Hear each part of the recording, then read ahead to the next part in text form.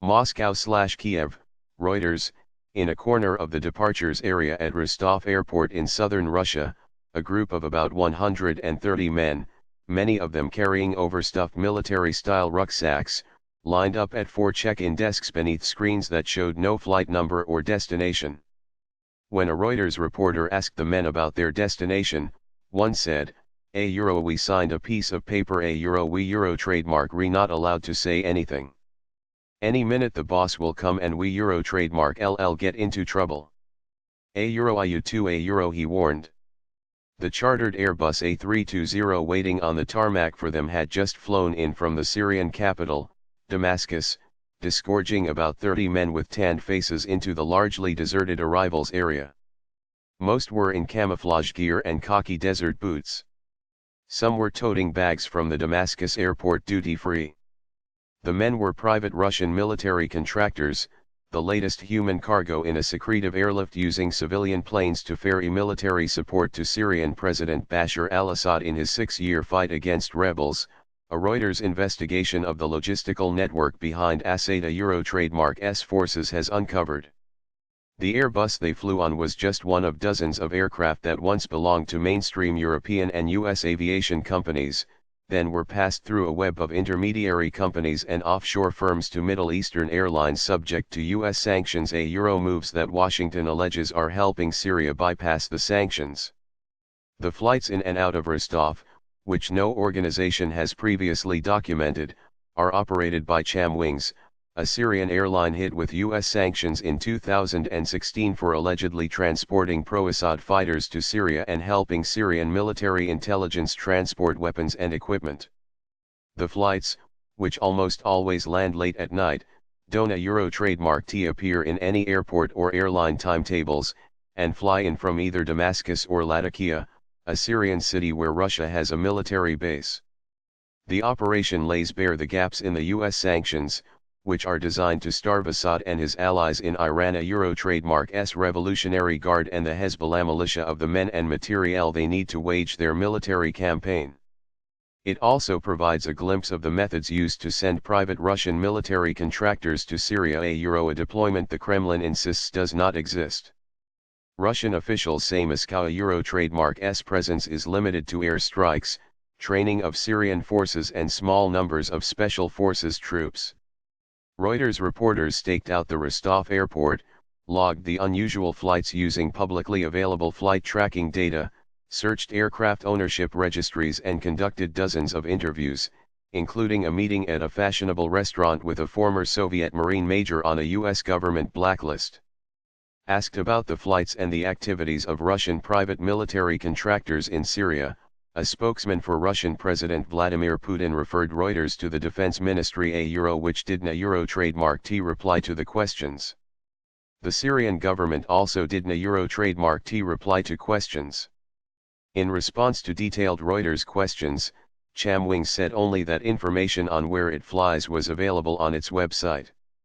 The flights to Rostov Arena trademark mentioned on the site. But the journeys do appear in online flight tracking databases. Reporters traced flights between the Rostov airport and Syria from January 5, 2017 to March 11, 2018. In that time, Chamwings aircraft made 51 round trips, each time using Airbus A320 jets that can carry up to 180 passengers. The issue of military casualties is highly sensitive in Russia, where memories linger of operations in Chechnya and Afghanistan that dragged on for years. Friends and relatives of the contractors suspect Moscow is using the private fighters in Syria because that way it can put more boots on the ground without risking regular soldiers, whose deaths have to be accounted for. 44 regular Russian service personnel have died in Syria since the start of the operation there in September 2015, Russian authorities have said. A Reuters tally based on accounts from families and friends of the dead and local officials suggests that at least 40 contractors were killed between January and August 2017 alone. One contractor killed in Syria left Russia on a date that tallies with one of the mysterious nighttime flights out of Rostov, his widow said. The death certificate issued by the Russian consulate in Damascus gave his cause of death as a hemorrhagic shock from shrapnel and bullet wounds. Trying to choke off Assad trademark S access to aircraft. To sustain his military campaign against rebels, Assad and his allies in Russia, Iran and the Hezbollah militia need access to civilian aircraft to fly in men and supplies. Washington has tried to choke off access to the aircraft and their parts through export restrictions on Syria and Iran and through Treasury Department sanctions blacklisting airlines in those countries. The Treasury Department has also blacklisted several companies outside Syria, accusing them of acting as middlemen. These actions demonstrate our resolve to target anyone who is enabling Assad and his regime. John E. Smith, Director of the Treasury Department Trademark S Office of Foreign Assets Control, said in testimony to a congressional committee in November. In recent years, dozens of planes have been registered in Ukraine to two firms, Kirs and Dart, that were founded by a former Soviet Marine major and his one-time military comrades, according to the Ukraine National Aircraft Register. The planes were then sold or leased and ended up being operated by Iranian and Syrian airlines, according to the flight tracking data. One of the companies, Kirs, and the former Marine major, Sergei Tomchany, have been on a U.S. Commerce Department blacklist since 2011 for allegedly exporting aircraft to Iran and Syria without obtaining licenses from Washington. But in the past 7 years, Kirs and Dart have managed to acquire or lease 84 second-hand Airbus and Boeing aircraft by passing the aircraft through layers of non-sanctioned entities, according to information collated by Reuters from national aircraft registers. Of these 84 aircraft, at least 40 have since been used in Iran, Syria, and Iraq, according to data from 3 flight tracking websites, which show the routes aircraft fly and give the call sign of the company operating them. In September, the U.S. Treasury Department added Kirs and Dart to its sanctions blacklist, saying they were helping sanctioned airlines procure U.S.-made aircraft. Kirs and Dart, as well as Tomchany, have denied any wrongdoing related to supplying planes to sanctioned entities. The ownership histories of some of the aircraft tracked by Reuters showed how the U.S. restrictions on supplies to Iranian and Syrian airlines may be skirted. As the ownership skips from one country to the next, the complex paper trail masks the identity of those involved in Syria trademark S procurement of the planes. One of the Chamwings Airbus A320 jets that has made the Rostov Syria trip was, according to the Irish Aircraft Register, once owned by ILFC Ireland Limited, a subsidiary of Dublin-based AerCap, one of the World trademark S biggest aircraft leasing firms. In January 2015, the aircraft was removed from the Irish Register, said a spokesman for the Irish Aviation Authority, which administers the register. For the next 2 months, the aircraft, which carried the identification number EIDXY, vanished from national registers before showing up on the aircraft register in Ukraine. The Ukrainian register gave its new owner as Gresham Marketing Ltd, which is registered in the British Virgin Islands. The owners of the company are 2 Ukrainians, Viktor Romanica and Nikolai Saverchenko, according to corporate documents leaked from the Panamanian law firm Mossack Fonseca. Ukrainian business records show they are managers in small local businesses. Contacted by phone, Romanica said he knew nothing and hung up. Saverchenko could na trademark T be reached by phone and did na trademark T respond to a letter delivered to the address listed for him. In March 2015, Gresham leased EIDXY to Dart, according to the Ukrainian Aircraft Register. The identification number was changed to a Ukrainian number, URCNU. On August 20, 2015, Kirs became the aircraft trademark S operator, the register showed. A representative of the Ukraine State Aviation Service said the register was not intended as official confirmation of ownership but that there had been no complaints about the accuracy of its information. From April that year, the aircraft was flown by Chamwings, according to data from the flight tracking websites. Gillian Culhane, a spokeswoman for AerCap, the firm whose subsidiary owned the plane in 2015, Didn't a Euro trademark T respond to written questions or answer repeated phone calls seeking comment about what AerCap knew about the subsequent owners and operators of the plane? DART and Kiers didn't a Euro trademark T respond to questions about the specific aircraft. 4 lawyers specializing in U.S. export rules say that transactions involving aircraft that end up in Iran or Syria carry significant risks for Western companies supplying the planes or equipment. Even if they had no direct dealings with a sanctioned entity, the companies supplying the aircraft can face penalties or restrictions imposed by the U.S. government, the lawyers said. The lawyers, however, said that the legal exposure for aircraft makers such as Boeing and Airbus was minimal, because the trade involves second-hand aircraft that are generally more than 20 years old, and the planes had been through a long chain of owners before ending up with operators subject to sanctions.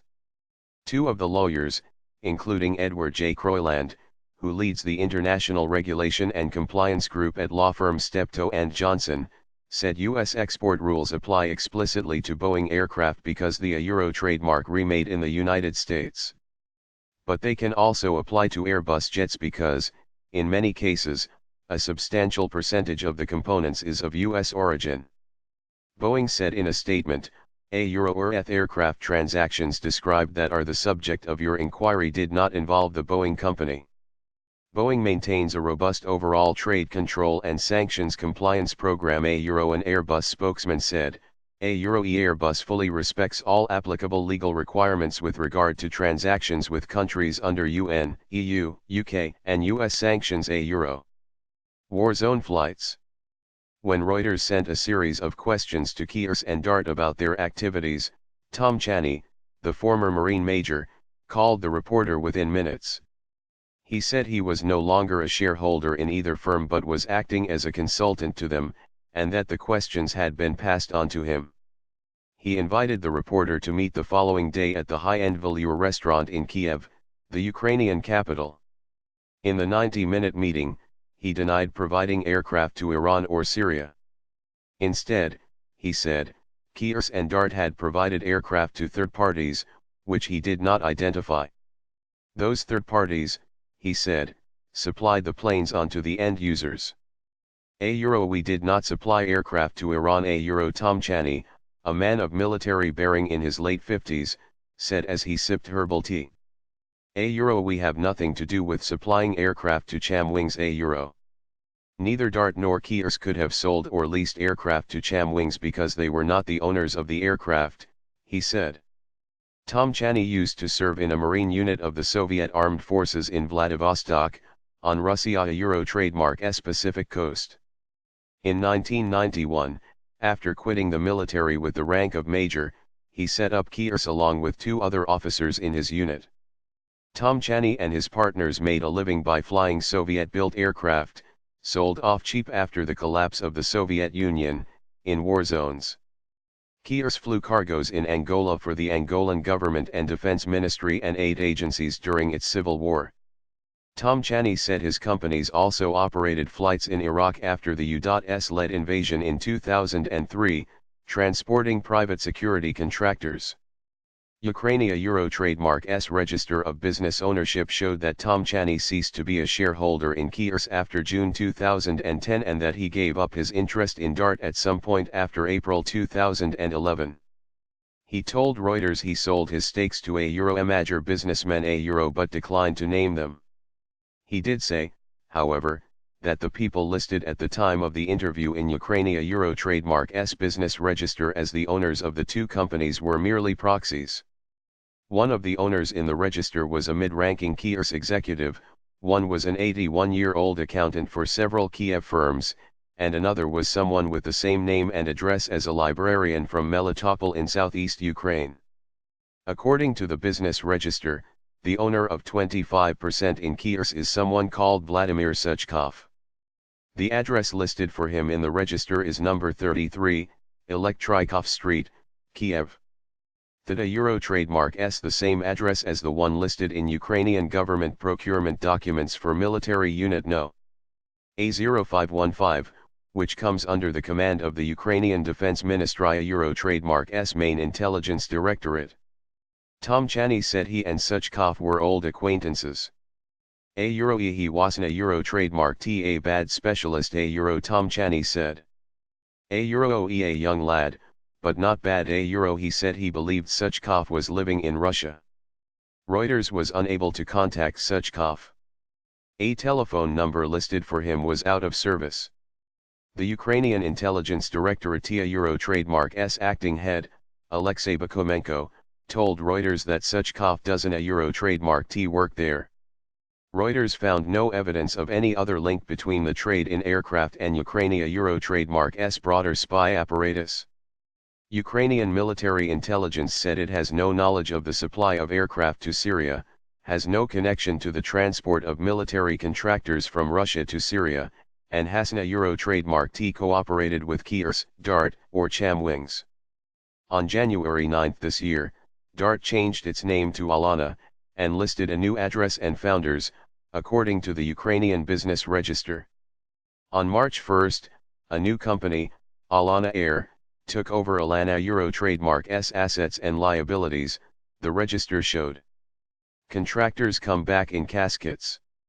Although Moscow denies it is sending private military contractors to Syria, plenty of people say that a Euro trademark is untrue.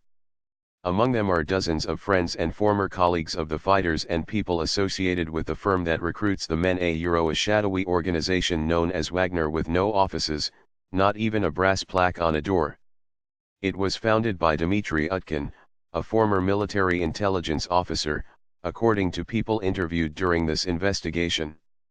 Its first combat role was in eastern Ukraine in support of Moscow-backed separatists, they said. Reuters was unable to contact Utkin directly.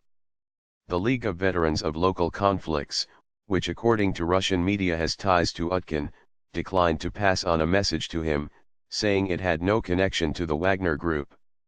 Russia has 2,000 to 3,000 contractors fighting in Syria, said Yevgeny Shabayev, local leader of a paramilitary organization in Russia who is in touch with some of the men. In a single battle in February this year, about 300 contractors were either killed or wounded, according to a military doctor and two other sources familiar with the matter. A Russian private military contractor who has been on 4 missions to Syria said he arrived there on board a Chamwings flight from Rostov. The flights were the main route for transporting the contractors, said the man, who asked to be identified only by his first name, Vladimir. He said the contractors occasionally use Russian military aircraft too, when they can a Euro trademark all fit on the Chamwings jets. 2 employees at Rostov airport talked to Reuters about the men on the mysterious flights to Syria. A Euro our understanding is that these are contractors a Euro said an employee who said he assisted with boarding for several of the Syria flights. He pointed to their destination, the fact there were no women among them and that they carried military-style rucksacks. He spoke on condition of anonymity, saying he wasn't a Euro trademark authorized to speak to the media. Reuters wasn't a Euro trademark able to establish how many passengers were carried between Russia and Syria, and it is possible that some of those on board were not in Syria in combat roles. Some may have landed in Damascus, then flown to other destinations outside Syria. Interviews with relatives of contractors killed in Syria also indicate the A320 flights to Rostov are used to transport Russian military contractors. The widow of one contractor killed in Syria said the last time she spoke to her husband by phone was on January 21 last year a Euro the same day, according to flight tracking data, that a Chamwings charter flew to Syria. A Euro he called on the evening of the 21st. There were men talking and the sound of walkie-talkies. And by the 22nd he was already not reachable. Only text messages were reaching him a Euro said the woman, who had previously visited her husband at a training camp for the contractors in southern Russia. After he was killed, she said, his body was delivered to Russia. She received a death certificate saying he had died of a Euro hemorrhagic shock from shrapnel and bullet wounds a Euro. The widows of 2 other contractors killed in Syria described how their husbands' a Euro trademark bodies arrived back home. Like the first widow, they spoke on condition of anonymity. They said representatives of the organization that recruited their husbands warned of repercussions if they spoke to the media. The two contractors had been on previous combat tours, their widows said. The women said they received death certificates giving Syria as the location of death. Reuters saw the certificates. On one, the cause of death was listed as a carbonization of the body in other words, he burned to death. The other man bled to death from multiple shrapnel wounds, the certificate said. One of the widows recounted conversations with her husband after he returned from his first tour of duty to Syria. He told her that Russian contractors there are often sent into the thick of the battle and are the first to enter captured towns, she said. Syrian government forces then come into the town and raise their flags, he told her, taking credit for the victory.